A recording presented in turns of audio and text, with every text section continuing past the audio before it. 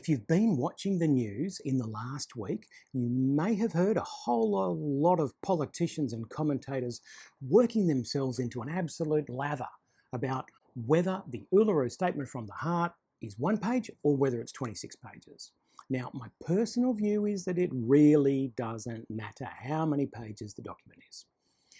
But let's go back in time just very quickly. In May 2017, out at Uluru, there were about 200 hand-picked Indigenous Australians. The gathering was the final event in a series of gatherings around the country for Indigenous people to thrash out what constitutional recognition might look like. From that convention, Australia was literally presented with the 1-page Uluru Statement from the Heart, and you may have seen it in the news as a block of text surrounded by signatures. And as a political ask, its presentation helped it make an effective statement from the very small handful of Indigenous Australians that were at Uluru. And by that I mean relative to the over 800,000 of us.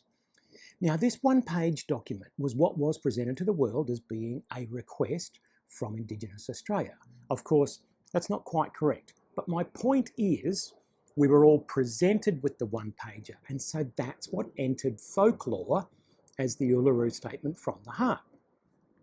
Moving forward 1 month to June 2017, and the Referendum Council delivered its final report.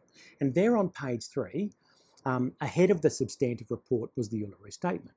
If you keep reading from pages 16 to 32, is a chapter called Our Story. And it's our story that's been in the news for this past week as people have debated whether or not it's actually part of the Uluru Statement.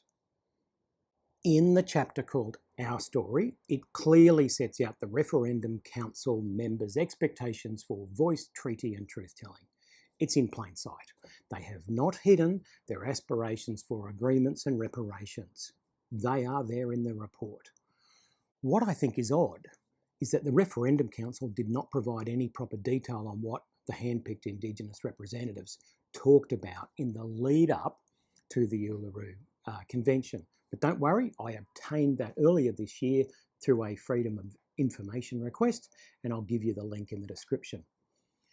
As time went on, various Referendum Council members have stated the Our Story chapter forms part of the Uluru Statement, and also that the strategy is to start with a voice and to keep moving on to treaty and truth-telling.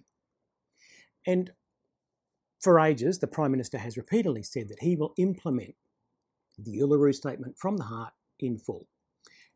If the PM is correct and it's just the 1-pager, then it means voice, and at the second last paragraph, it very plainly includes treaty and truth-telling.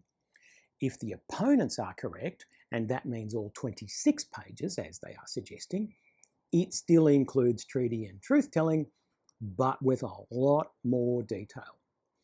So to wrap it up, in my opinion, the number of pages really doesn't matter all that much, because either way you look at it, it's still a handful of Indigenous representatives pushing for a 3-part deal, being voice, treaty and truth-telling.